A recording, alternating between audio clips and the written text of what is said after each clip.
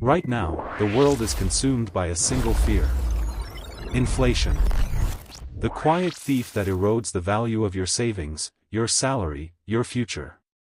Every news channel, every financial guru, is screaming about complex solutions, derivatives, crypto, high-frequency trading. A frantic search for an edge. But what if I told you the man who built one of the largest financial empires in history, a fortune now exceeding $100 billion, used a strategy that is the complete opposite of frantic? His massive wealth wasn't built on predicting the market's next move or day trading stocks from a glowing screen. It was built on three simple, almost boring rules that anyone, including you, can understand and apply. We'll reveal rule number 1 in a moment, but it's rule number 3. The one hidden in plain sight, that accounts for an astonishing 99% of his success. And most people have never even heard of it. Warren Buffett, the chairman of Berkshire Hathaway, is arguably the most successful investor in modern history. But this channel isn't about celebrating billionaires. It's about deconstructing the timeless principles they use to build and preserve wealth. This is faceless wisdom. There are no talking heads here, no personalities. Just the raw, unvarnished strategies. We focus on the what and the how, not the who. And the first principle, the bedrock of his entire empire, is a concept he calls the economic moat. Imagine a castle. The castle is the business. Its value, its profits, its future. The armies trying to conquer it are the competitors.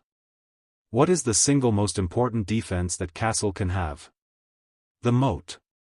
A wide, treacherous moat that is difficult, if not impossible, for competitors to cross. In business, an economic moat is a durable competitive advantage. It's the structural feature that protects a company from competition, allowing it to generate high returns on capital for decades. Consider Coca-Cola, one of Buffett's longest and most successful investments. What is its moat? It's not the secret formula in a vault in Atlanta. Hundreds of other colas taste similar. Coca-Cola's moat is its brand. It is an idea that has been seared into the global consciousness for over a century. When you land in any airport, in almost any country on Earth, you can find a Coke. This global distribution network is nearly impossible for a new competitor to replicate. This brand recognition gives it something called pricing power. If the cost of aluminum or sugar goes up by 5%, Coca-Cola can increase the price of a can by 5% and consumers will barely notice. They will continue to buy it out of habit, out of trust, out of a lifetime of conditioning. That is a moat. It's not a temporary technological edge that can be copied. It's a deep, structural advantage. Buffett looks for these castles with impenetrable moats because he isn't investing for next quarter, he's investing for the next quarter century. Finding a great business, a castle with a wide moat, is only the first half of the equation. The second rule governs the price you pay for it. Buffett calls this the margin of safety, and it's the single greatest protection against the inevitable errors of judgment we all make. The principle is simple: buy a dollar for 50 cents. Every business has an intrinsic value, a calculation of what it's truly worth based on its future cash flows. The stock market, however, is a place of emotion. Fear and greed cause the market price to swing wildly above and below that intrinsic value. A margin of safety means you only buy when the market price is significantly below your conservative estimate of the company's intrinsic value. Think of it like buying a quality used car. You do your research. You know this specific make and model, in this condition, is reliably worth $20,000. But the seller is distressed, needs cash quickly, and offers it to you for $12,000. That $8,000 difference is your margin of safety. If the engine has an unexpected problem that costs $2,000 to fix, you're still ahead. If the market for used cars dips slightly, you're still protected. You have built a buffer for error, for bad luck, for the unpredictable nature of the world.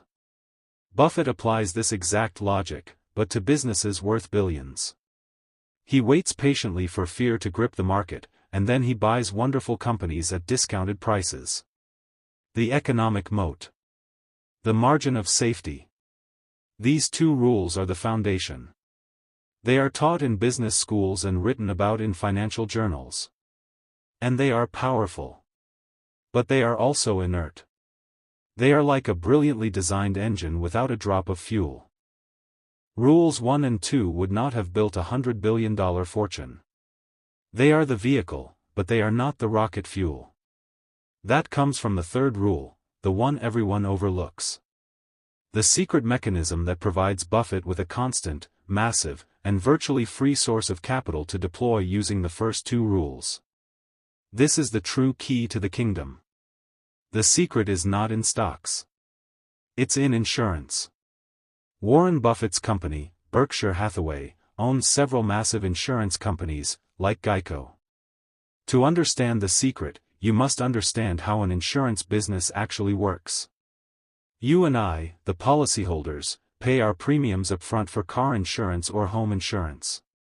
We pay today for protection against a potential accident that may or may not happen in the future.